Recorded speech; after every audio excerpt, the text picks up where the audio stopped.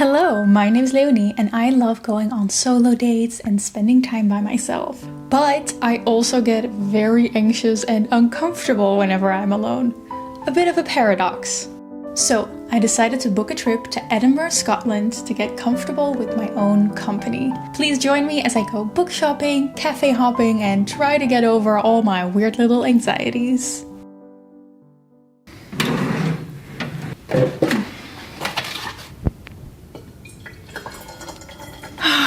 I'm gonna have to admit, traveling makes me so anxious. I am constantly worrying about losing something, having forgotten something important. I know irrational things like I'm terrified of being stopped by border patrol. I'm constantly thinking about accidentally carrying something illegal. I'm going to Edinburgh alone for 3 weeks.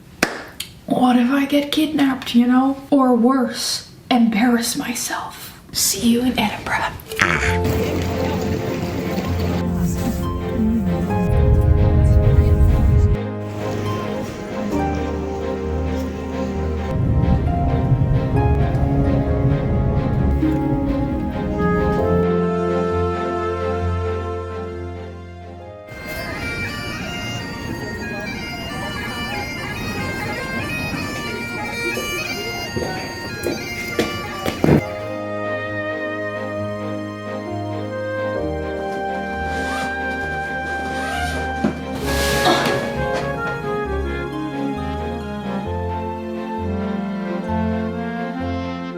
Turns out I did not accidentally carry illegal weapons without my knowing, so a win for anxious people like me. If you hadn't noticed by now, I'm a very anxious person. The moment I am alone somewhere, it's like the anxious thoughts creep in. I am afraid that everything is going wrong, but I also like doing things by myself. Back home, I love going to cafes alone. I love reading somewhere alone. I love going to museums alone. But traveling, for some reason, it's like a whole other beast. So the 3-week solo trip is kind of a challenge to myself to be more comfortable in my own company. I've been to Edinburgh before. I love this city. It has such a dark and gothic atmosphere to it. It is filled with folklore and old stories. The trees everywhere are red and orange or darkly wriggly black. And the upcoming 3 weeks, I'm just going to immerse myself in the atmosphere, become comfortable with being alone in a completely different space. This is the most gorgeous Airbnb in the old town of Edinburgh. This is my own space and I do share the bathroom and the kitchen with someone who lives here. So this is gonna be my little home for the next 3 weeks. Since it was my first evening here, I decided to just go to a pub and get some pub food to immediately get that Scottish experience. Oh my gosh, please explain to me why eating out in a pub alone feels like the scariest and most awkward thing ever. I walked past so many pubs because I didn't dare to go in alone until I finally just went for it and got myself a big pint of cider and some fish and chips, reading my ebook at the bar. I felt like I couldn't get a normal word out. And at that moment, I was just like hit with this feeling of, wait, how am I gonna stay here for 3 weeks if I can't even be normal in a restaurant? If I can't even get out a normal conversation in a restaurant, how am I gonna survive for 3 weeks here? Am I just gonna not talk to anyone for 3 weeks? I am someone who really enjoys spending time alone, but at the same time, every time I'm alone, I feel so out of place. Oh, what am I gonna do for 3 weeks? Should I just swear a vow of silence right now? I am so glad that I have a housemate here because I have someone to talk to. She is so sweet. So sweet. Just a gem of a woman. And yet my brain just really loves to convince me that I'm being weird and boring. Guys, this part of my room reminds me of my old student room that some of you may remember from older videos. Like I had this mantle there where I would put all of my toiletries and my makeup because we didn't have a bathroom. Don't ask. So when I came here, I realized that my immediate instinct was to put all of my toiletries and jewelry on here. Like I have my body lotions and my perfumes, my earrings, including these wonderful handmade mushroom earrings, my makeup bag with this beautiful design from an artist at a fantasy market, and then also my deodorant.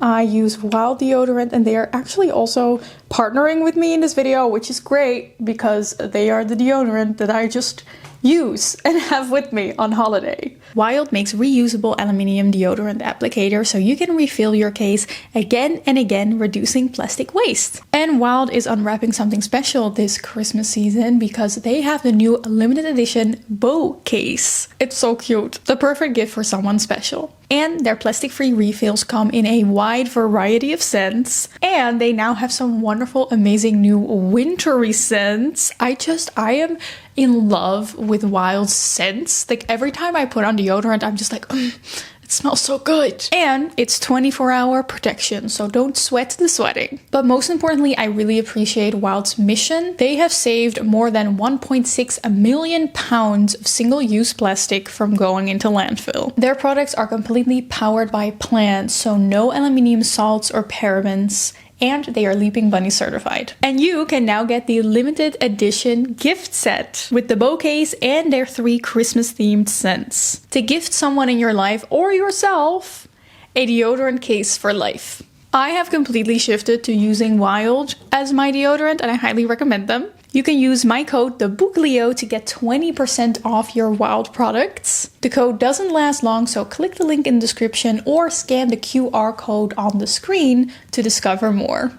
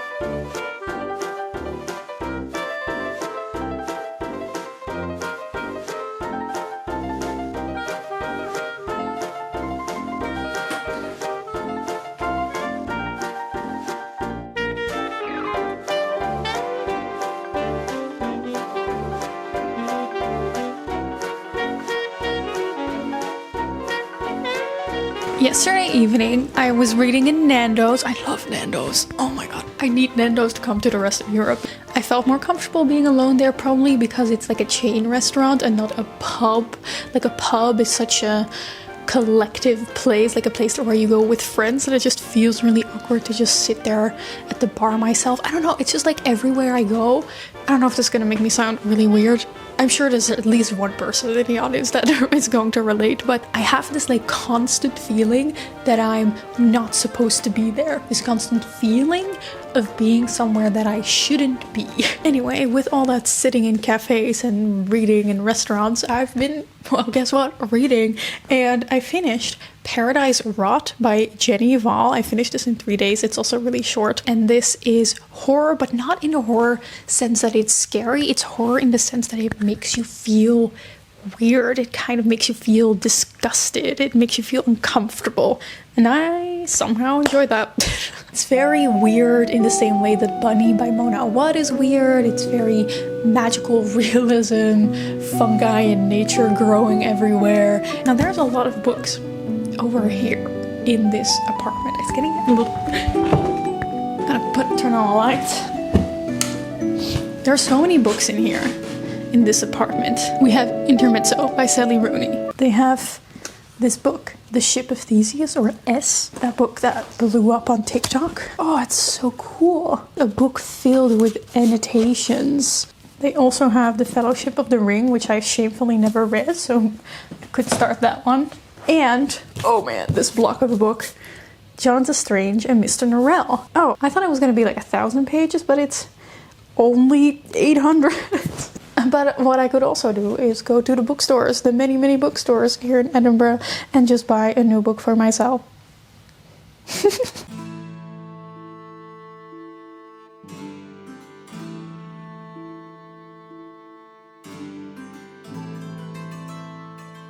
This trip got me thinking a lot about how much we narrativize our own lives and crave to put ourselves into categories. Are you an introvert or an extrovert? Do you prefer to be alone or with people? Are you a solo traveler? Are you good at being alone? I don't know, it depends, man. That's what I realized. My first solo trip almost 2 years ago felt like a revelation. I loved traveling alone so much, you know, just chilling in cafes, reading a book. It confirmed a story I already told about myself. I'm an introvert. I thrive on alone time. But looking back, I really couldn't ignore the circumstances. I went on that trip right around when I was going through a breakup. Of course, I reveled in my newfound alone time with myself. Of course, I enjoyed the contrast and the freedom. This year, it feels different. I'm just not at that life stage anymore, that hyper-specific moment that I used to make sweeping conclusions about my being.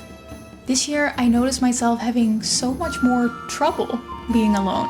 I miss the people I love.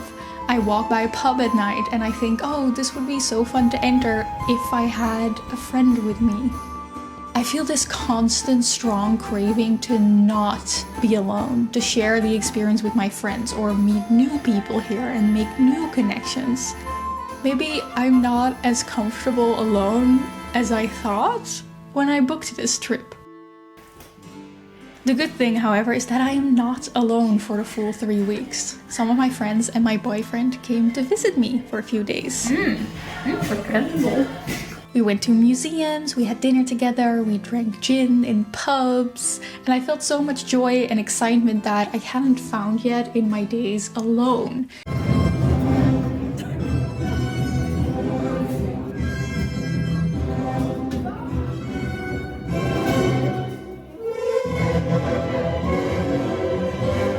And I found myself wanting to narrativize my life again.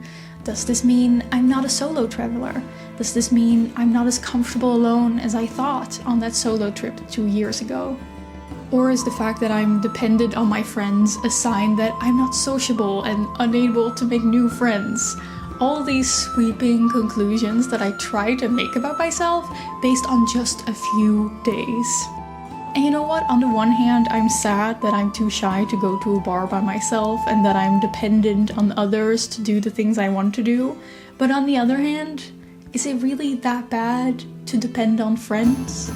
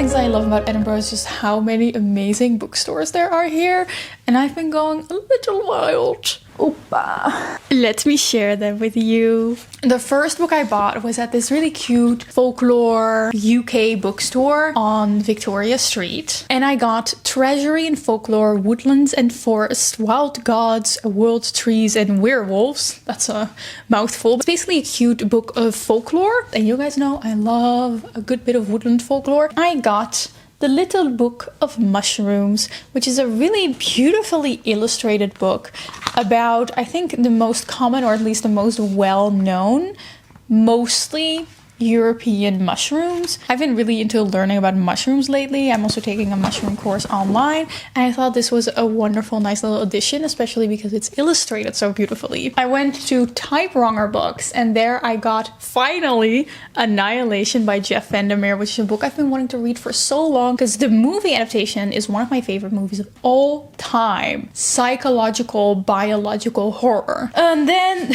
the rest I all got at Blackwell's. I have here Perfection by Vincenzo Latronico. It's translated from Italian. I've been trying to get into more, I don't like calling them translated books because I feel like that centers the English language. So I'm just gonna say I've been really getting into non-English books. This is about like a millennial expat couple that seems to have it all and seems to have like a perfect little corporate life, but they feel increasingly trapped, and I've been loving those kinds of books lately. It's described as a sociological novel about the emptiness of contemporary existence.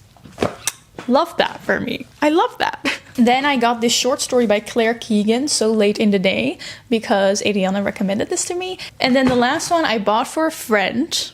Granike, if you're watching this, don't. Unless I've already given you the present, in which case you can watch it. But I have a friend and she just got a black cat that she's obsessed with, and I'm also obsessed with her black cat. It's the tiniest, cutest little black cat I've ever seen. And my friend also really likes murder mysteries. And so when I saw this book called Murder at the Black Cat Cafe, I just knew I had to buy it as a souvenir for her. Carmilla. This is it English? I think it's from French. This is a sapphic vampire novel that apparently Dracula was based on. Sapphic vampires. Need I say more? And then I also found this book that I've been wanting to get my hands on in the gender and feminism section. It is called Tomorrow Sex Will Be Good Again. That is an exploration of consent and desire in the modern age, and specifically the tension between like living in the age of feminism and consent as opposed to like your own genuine desires, and how there can be a lot of tension in there for women. Woo! And that's my book haul. Louise and I are gonna go to a pub quiz, which is one of those things that I would never dare to go to alone, but we also know that with just the two of us, we're probably not going to be able to form a team, so we have to join in with someone else. We have to socialize a little bit, so let's see how that goes.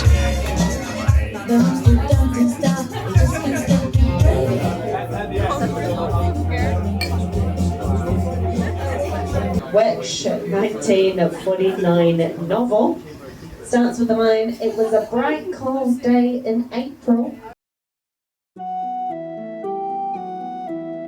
It's sunny in Edinburgh and I am alone again. So the second week that I was here, I had my boyfriend coming over, a few friends coming over, and that really did feel like such a warm hug. I realized that the first time that I went on a solo trip last year, you may have seen that vlog, I realized that I really enjoyed being on vacation alone, and I really enjoy spending time by myself, however uncomfortable it still makes me. But I did notice, like in the first few days that I was here, there are just certain things that not only am I afraid to do alone, they also just genuinely feel wrong to do alone. Like I would walk by pubs and just think like, oh, I wish I had friends over so I could go to the pub and have some fun here. Or I wish I could share this moment or this beautiful scenery with a friend. But now I'm alone again. I've just been dealing with a lot of feelings of insecurity that I'm trying really hard to combat. So my goals for these final few days is that I do want to go out to eat a little bit more often alone and get comfortable with that, and might even go to a pub alone. Ugh. That feels like such a wrong thing to do, but I'm gonna do it. I want to enjoy a museum by myself. I still have to go see the National Gallery and just generally hope that I will find a higher level of comfort.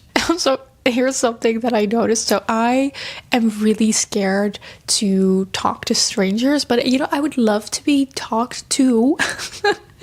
But of course that never happens. But then my boyfriend came over, and literally the first evening that we went down to a pub, someone strikes, just a stranger in the pub strikes up a conversation with us. Really nice. A woman complimented my little headscarf. And then when my other friend Leonie came over, also the first evening that we went to a pub, immediately someone strikes up a conversation with her. And I'm just like, how do I just have a huge resting bitch face? I do. I actually know that I do. How does this happen? It is a mystery of life that I will never understand. Guys, I have to share the cutest little accessories that I got. I am transforming into full grandma. Gorgeously autumn colored knit scarf. And then I feel like a little cozy grandma. Like just a cozy little hobbit fantasy woman. Oh yeah. Yeah. I think this may be my final form.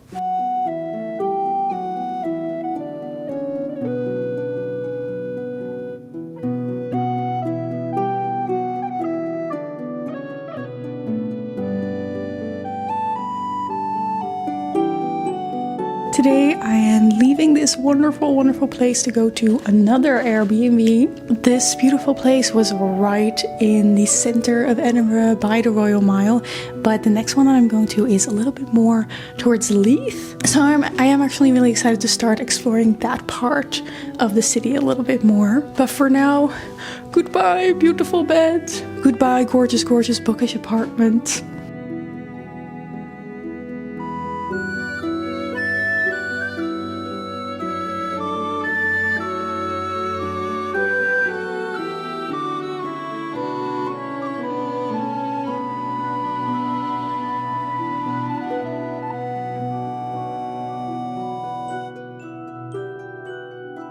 I met Carrie from Carrie Can Read. Like I was just sitting in a cafe, kind of just staring into the abyss of my own mind, and she came up to me and like we knew we were gonna be here at the same time, but she just happened to walk into the cafe that I was sitting at. You know, sometimes you just run into people. Anyway, I will say this is a very sad moment. I just realized I lost one of my sword earrings. This is the end of an era, guys. What will I do without my sword earrings? Who am I without my sword earrings?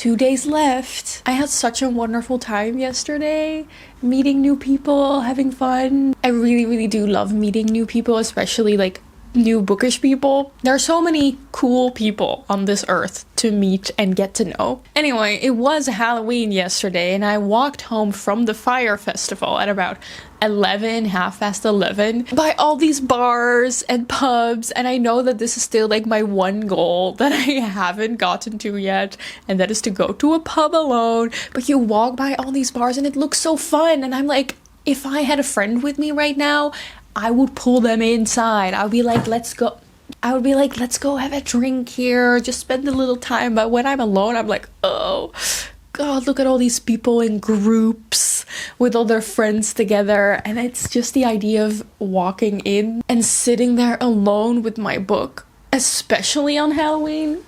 I really tried, guys, but I haven't managed it yet. So I still have 2 days. I will do it for you. And only for you, because I've now spoken it into this vlog. So I feel like now I really have to do it. I will go to a pub alone. And I will sit awkwardly in a corner and read Lord of the Rings. And that's okay. Like, I'm afraid people are gonna pity me. Or I'm afraid I'm taking up space that could be given to 2 or 3 people. But I still have 2 days left. And I will go to a pub for you guys. Wish me luck. Sometimes I really wish I was one of those people that can just effortlessly strike up a conversation with a stranger and just naturally make friends everywhere they go and isn't constantly worrying about whether it's okay to sit alone in a restaurant. But maybe I am, again, narrativizing my life too much, putting myself in a fixed little box. Maybe all these things, being happy alone, being happier with friends, being shy or sociable, are in constant flux. Sometimes alone time is what gives you energy and a sense of freedom. Sometimes what you need is to put yourself out there and surround yourself with people. I started out this trip with the idea that I love my alone time, and I realized how much of my happiness actually comes from being with others. I also started out this trip with the idea that I am just a shy, anxious person, and well, that still holds true. But I don't think I should let that story that I tell about myself lead my life.